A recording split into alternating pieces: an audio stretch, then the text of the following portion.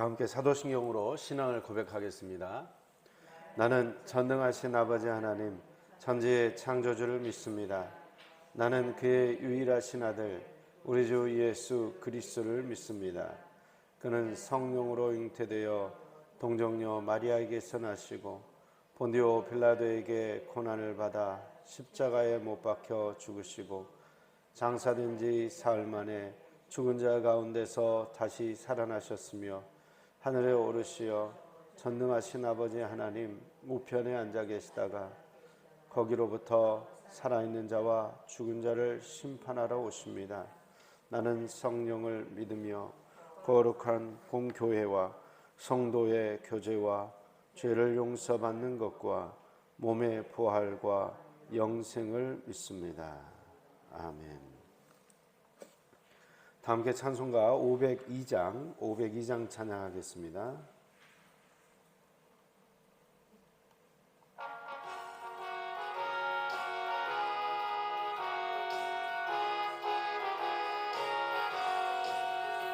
빛의 사자들이여 어서 가서 어둠을 물리치고 주의 진리 모르는 백성에게 복음의 빛 비춰라. 빛의 사자들이여 복음의 빛 비춰라. 죄로 눈만 밝게 비춰라. 빛의 사자들이여 선한 사역 위하여 힘을 내라. 주 함께 하시겠네. 주의 크신 사랑을 전파하며 복음의 빛 비춰라.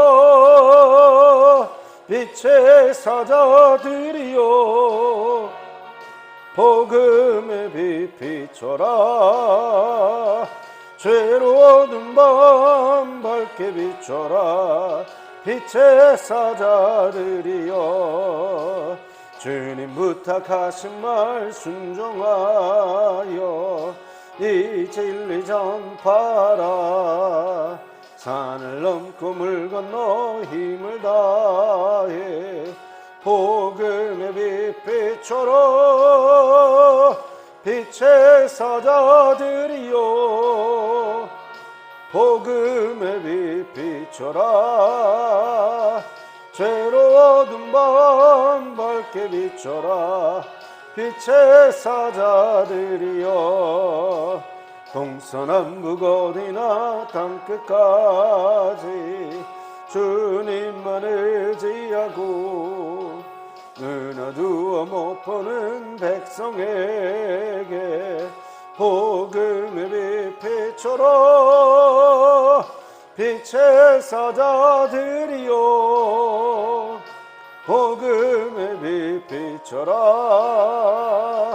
죄로 어두운 밤 밝게 비춰라. 빛의 사자들이여.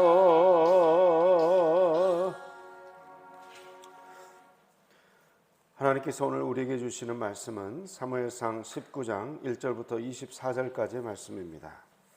사무엘상 19장 1절부터 24절까지의 말씀 함께 교독하시겠습니다. 제가 먼저 사무엘상 19장 1절의 말씀을 읽겠습니다. 사울이 그의 아들 요나단과 그의 모든 신하에게 다윗을 죽이라 말하였더니 사울의 아들 요나단이 다윗을 심히 좋아하므로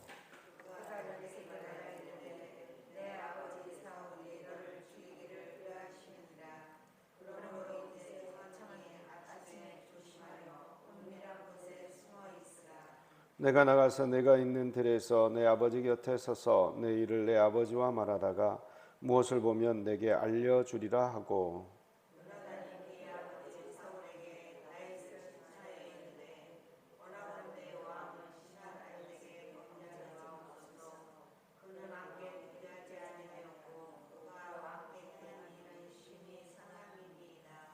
그가 자기 생명을 아끼지 아니하고 블레셋 사람을 죽였고 여호와께서는 온 이스라엘을 위하여 큰 구원을 이루셨으므로 왕이 이를 보고 기뻐하셨거늘 어찌 까닭 없이 다윗을 죽여 무죄한 피를 흘려 범죄하려 하시나이까?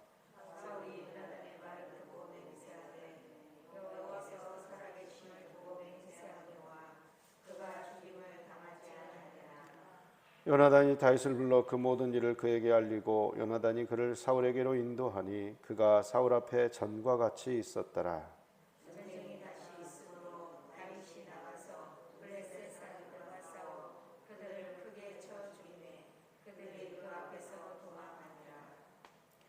사울이 손에 단창을 가지고 그의 집에 앉았을 때에 여호와께서 부리시는 악령이 사울에게 접하였으므로 다윗이 손으로 수금을 탈 때에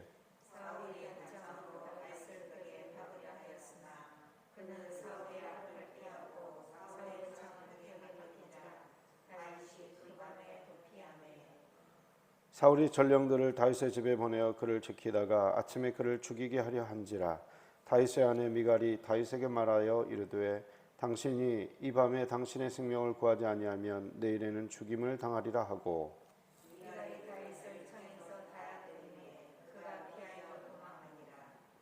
미갈이 우상을 가져다가 침상에 누이고 염소 털로 엮은 것을 그 머리에 씌우고 의복으로 그것을 덮었더니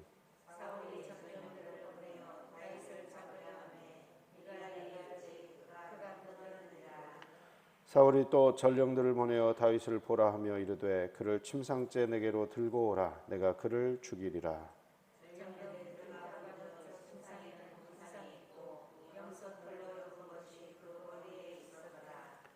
사울이 미갈에게 이르되 너는 어찌하여 이처럼 나를 속여 내 대적을 놓아 피하게 하였느냐? 미갈이 사울에게 대답하되 그가 내게 이르기를 나를 놓아 가게 하라. 어찌하여 나로 너를 죽이게 하겠느냐 하더이다 하니라.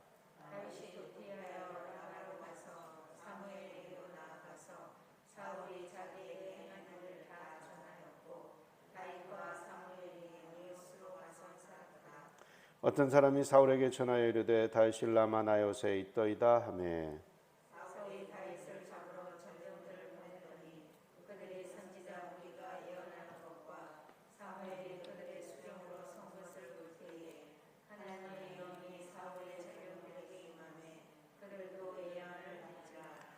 어떤 사람이 그것을 사울에게 알림해 사울이 다른 전령들을 보냈더니 그들도 예언을 했으므로 사울이 세 번째 다시 전령들을 보냈더니 그들도 예언을 한지라.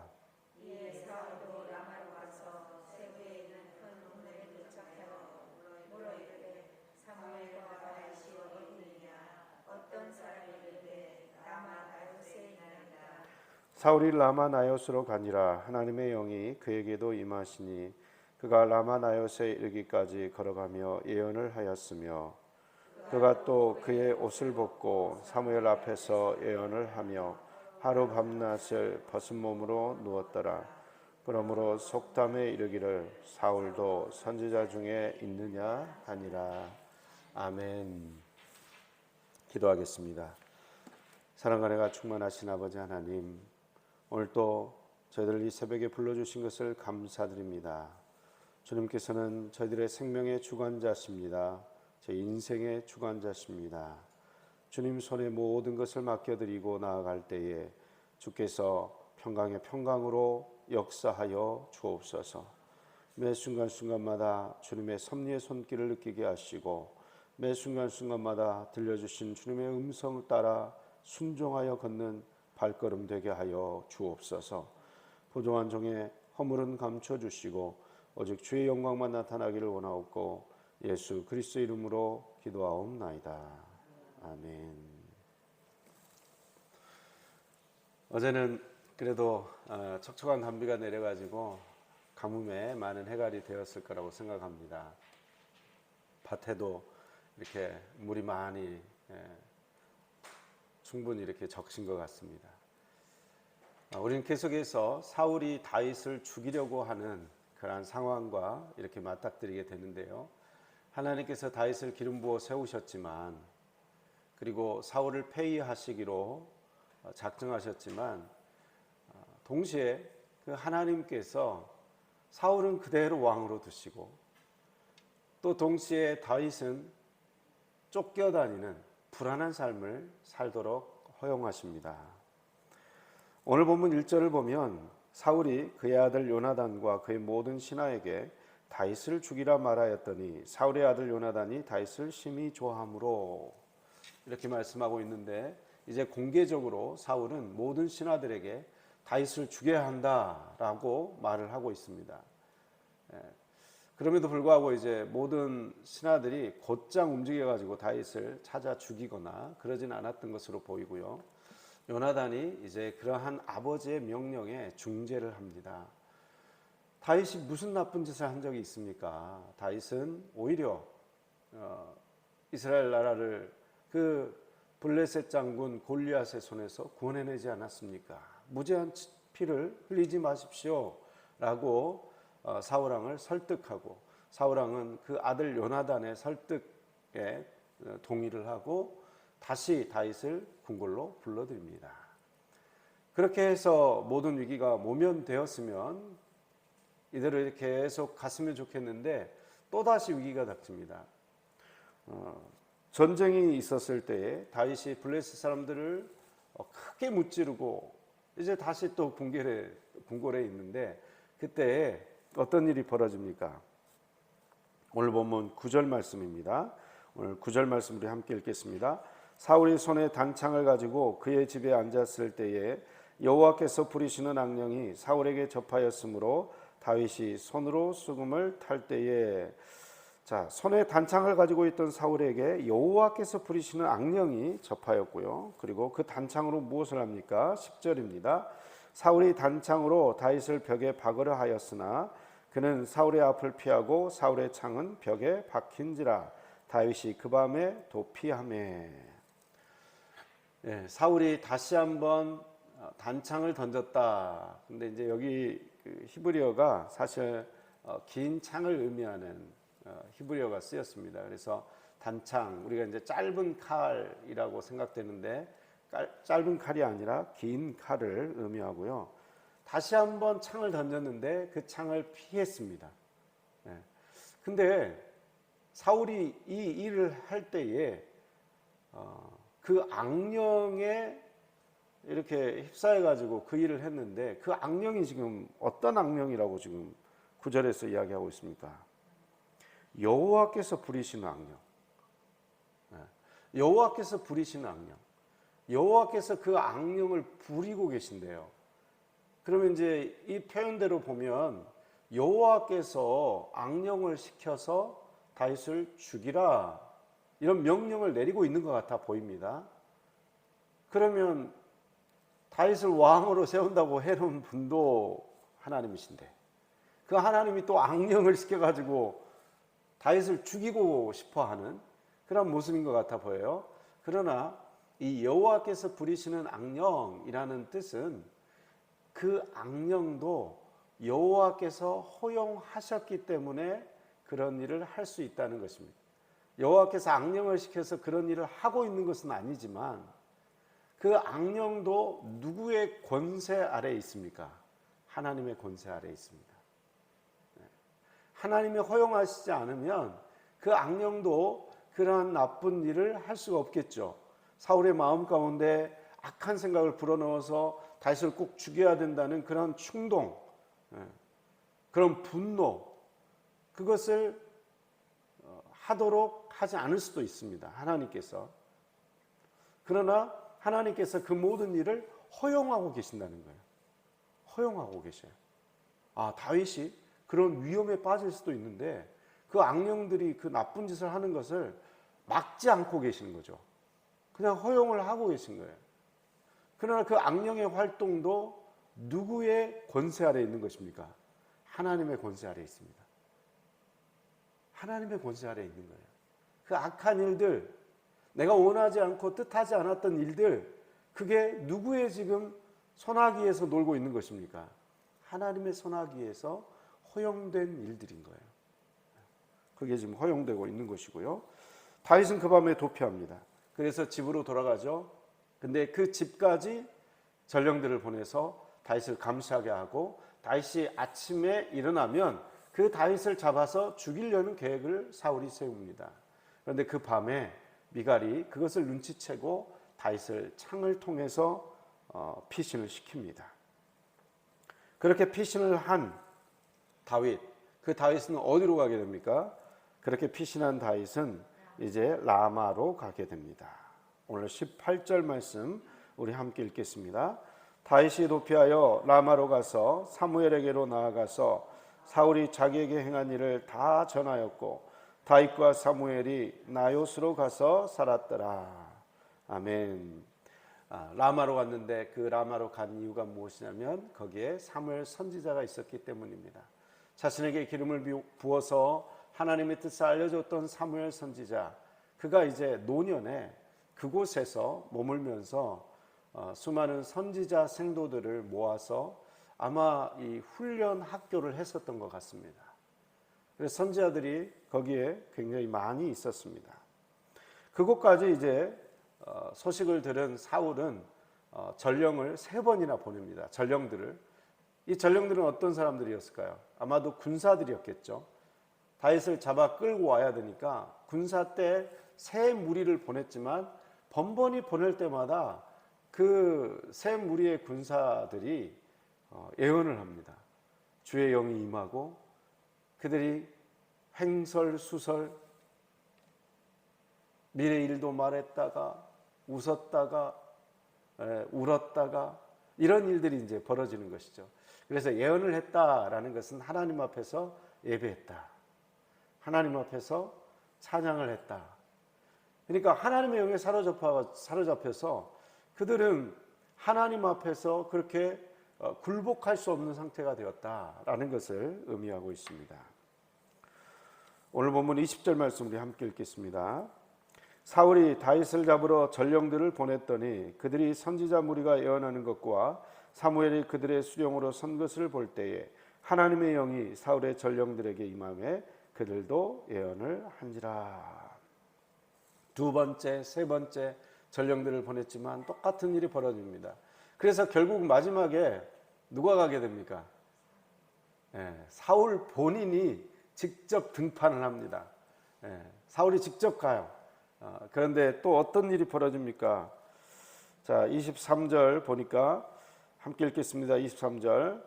사울이 라마 나요스로 가니라 하나님의 영이 그에게도 임하시니 그가 라마 나요스에 이르기까지 걸어가며 예언을 하였으며, 그리고 24절입니다. 그가 또 그의 옷을 벗고 사무엘 앞에서 예언을 하며 하루 밤낮을 벗은 몸으로 누웠더라. 그러므로 속담에 이르기를 사울도 선지자 중에 있느냐 하니라. 아멘. 그가 자신의 권위를 상징하는 왕의 옷을 벗어버리고 벌거벗은 몸으로 하루 밤낮을 있었고 사무엘 선지자 앞에서 그런 위신과 채통을 잃어버린 그런 불쌍한 모습으로 그곳에 있을 수밖에 없었다는 것입니다. 영이 강력하게 임하니까 누군가를 죽이고자 찾아왔던 전령들도 하나님의 영에 사로잡혀 찬양하고 예배하는 자가 되었고, 다윗을 죽이기 위해 찾아왔던 사울 왕조차 그가 하나님 앞에 예배하는 자가 되었고, 자신의 모든 권세와 그런 모든 채통까지도 잃어버린 자가 되었다는 것입니다. 교회는 하나님의 영이 충만해야 됩니다.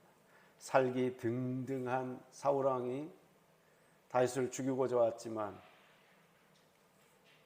사무엘 선지자가 있었던 그곳에 하나님의 영이 충만하니까 죽이려고 칼을 품고 왔는데 그 칼을 내려놓고 온 몸을 무장해제하고 하나님 앞에 뒹구는 자가 되었다는 것입니다.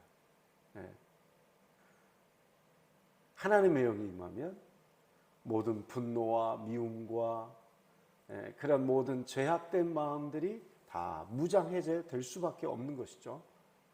우리 교회도 이런 하나님의 그런 충만한 영이 우리를 사로잡게 되기를 원합니다. 우리 속에 사랑의 마음, 은혜의 마음, 감사의 마음, 기쁨의 마음만 충만해지기를 원합니다. 오늘 이 본문을 통해서 우리가 한 가지 살펴보기를 원하는 것은요, 여러분, 하나님께서 다윗을 기름 부음 받게 하셨거든요. 선지자를 통해서 기름을 부어서 네가 이제 왕이 될 것이다, 분명한 약속을 하셨습니다. 그러나 실제 현실에서의 다윗의 모습은 어떻습니까?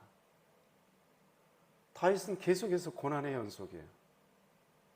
예, 자신을 죽이려고 창을 던지는 사울왕을 피해야 돼요.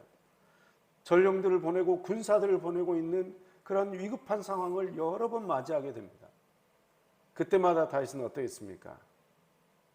사실 천부장이 되고 그리고 군사령관이 지금 이미 되어 있는 다윗입니다.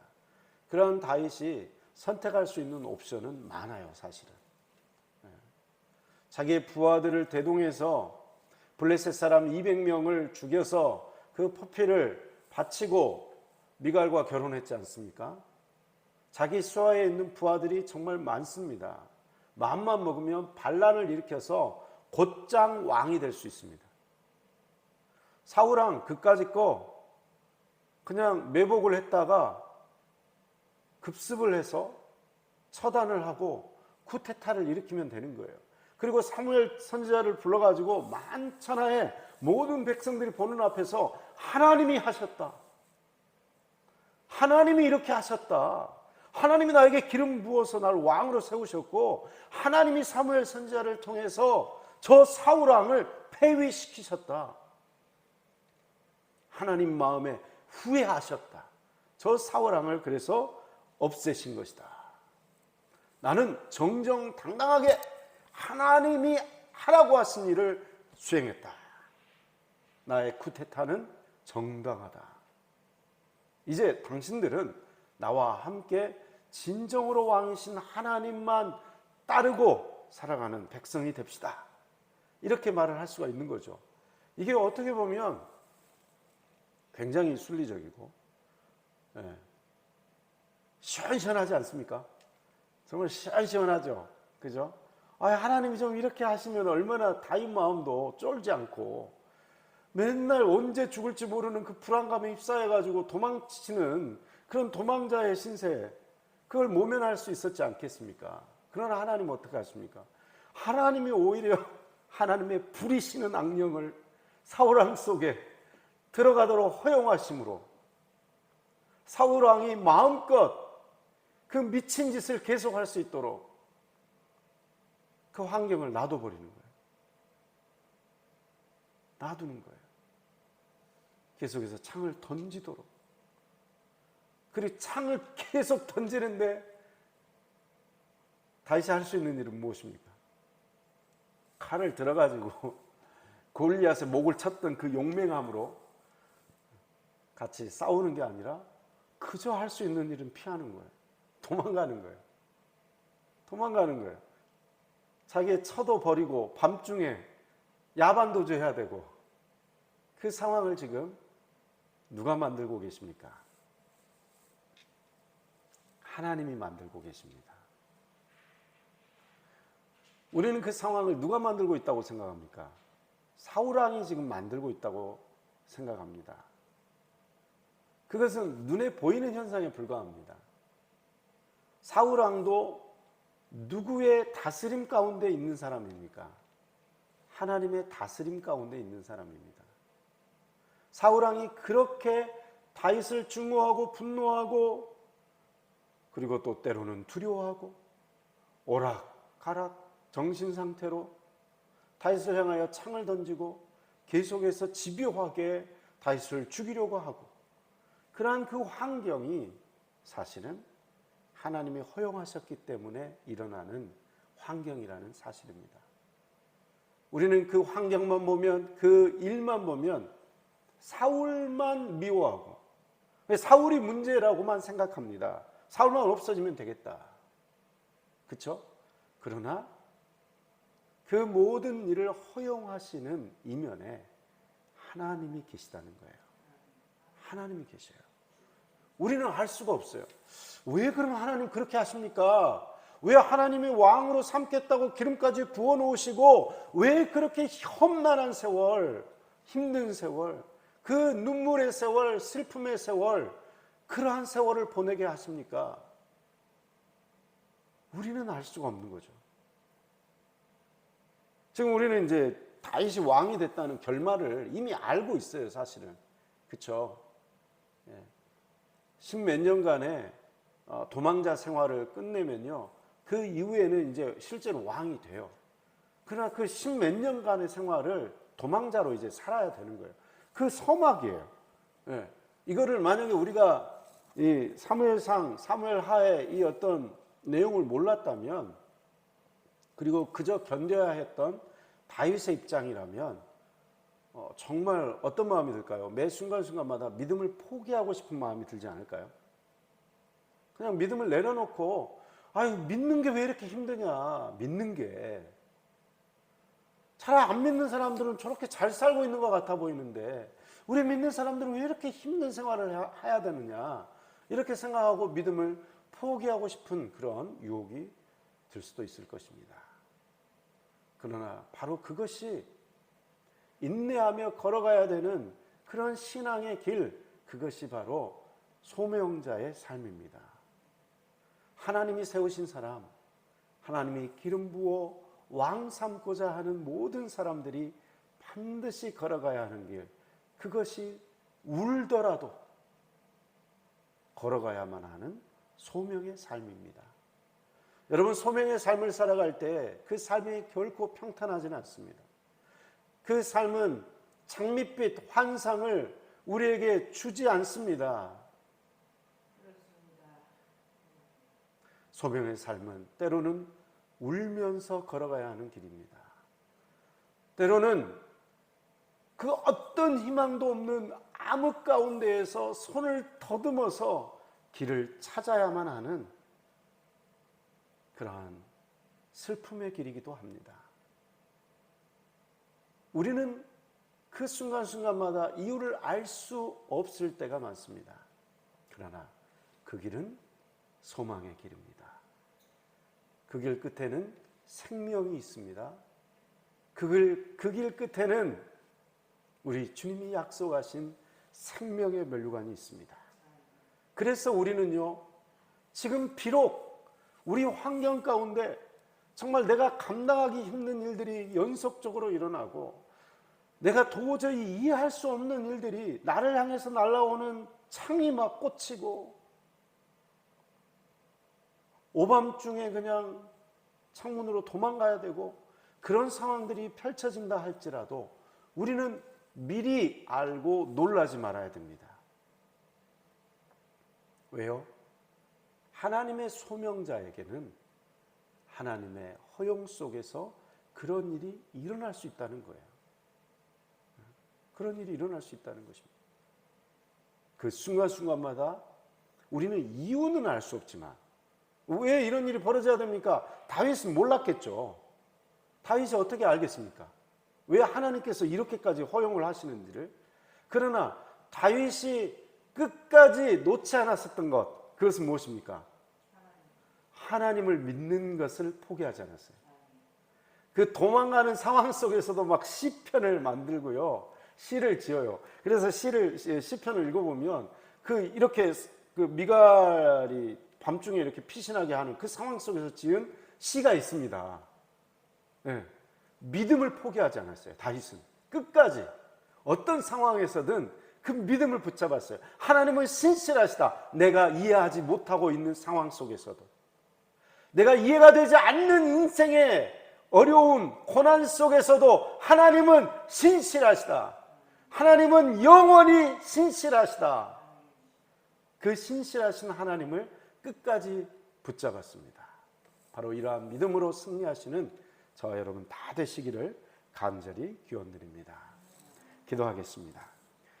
사랑과 은혜가 충만하신 아버지 하나님, 인생을 살다 보면 때로 우리가 이해할 수 없는 고난과 어려움과 마주하게 됩니다. 그러나 그 어려운 환경 속에서, 사건 속에서 우리가 분명히 알아야 하는